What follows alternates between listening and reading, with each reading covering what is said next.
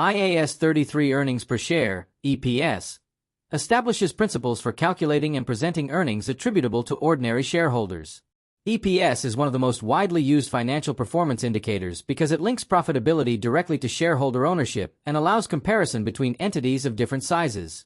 Investors, analysts, and stock markets rely heavily on EPS when evaluating profitability, valuation, and future growth potential. Comparability is particularly important because differences in capital structures, share issuances, and financing arrangements can distort performance analysis if EPS is not calculated consistently. IAS 33 therefore standardizes the methodology for calculating both basic and diluted EPS, ensuring that financial statement users can compare entities fairly and assess performance trends accurately across reporting periods and international capital markets. EPS trends are often considered more meaningful than overall profit trends because EPS reflects profitability available to each ordinary share rather than total profit generated by the company.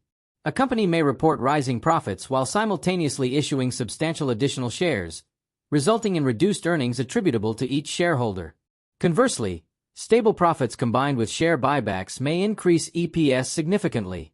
By incorporating the effect of changes in share capital, EPS provides a more accurate measure of shareholder returns and performance efficiency.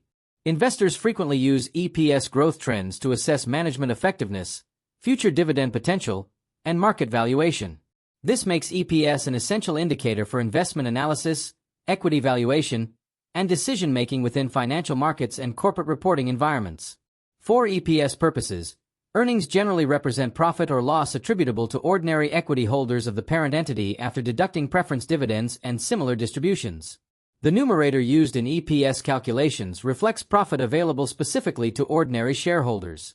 Basic EPS is calculated by dividing attributable earnings by the weighted average number of ordinary shares outstanding during the reporting period. The weighted average approach is necessary because share capital often changes throughout the year due to share issuances, repurchases, conversions, or other corporate transactions. Proper identification of earnings attributable to ordinary shareholders ensures that EPS calculations accurately represent returns generated for investors holding ordinary shares and enhances consistency and comparability within financial reporting practices governed by IAS 33.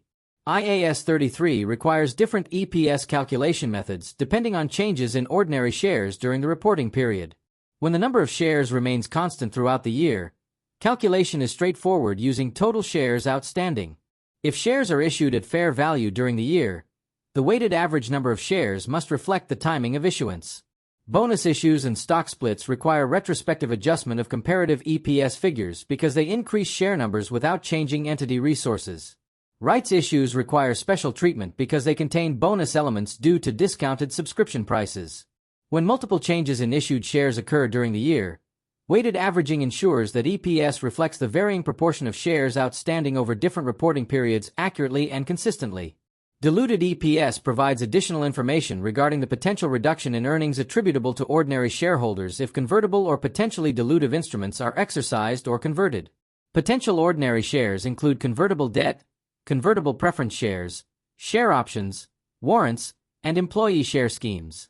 Diluted EPS is important because it alerts investors to future dilution risks affecting ownership percentages and earnings available per share.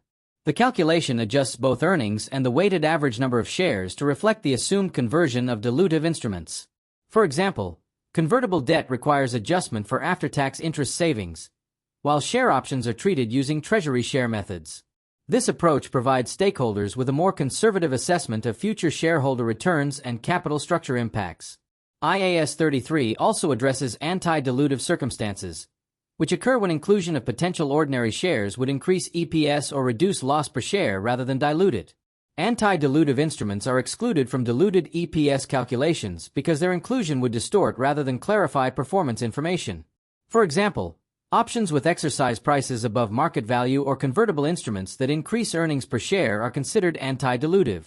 Determining whether instruments are dilutive requires careful analysis of their impact on earnings and weighted average shares outstanding. Excluding anti-dilutive instruments ensures that diluted EPS reflects only genuine potential dilution risks and maintains the reliability, comparability, and usefulness of EPS information provided to investors and other financial statement users. Overall, IAS 33 provides a comprehensive framework for calculating and presenting basic and diluted earnings per share within financial statements. By standardizing EPS calculations and requiring adjustments for changes in share capital and potential ordinary shares, the standard enhances comparability and transparency in financial reporting. EPS serves as a critical performance indicator because it links profitability directly to shareholder interests and supports investment analysis, valuation, and capital market decision-making. The distinction between basic and diluted EPS allows users to assess both current and potential future shareholder returns while understanding dilution risks associated with convertible instruments and share-based arrangements.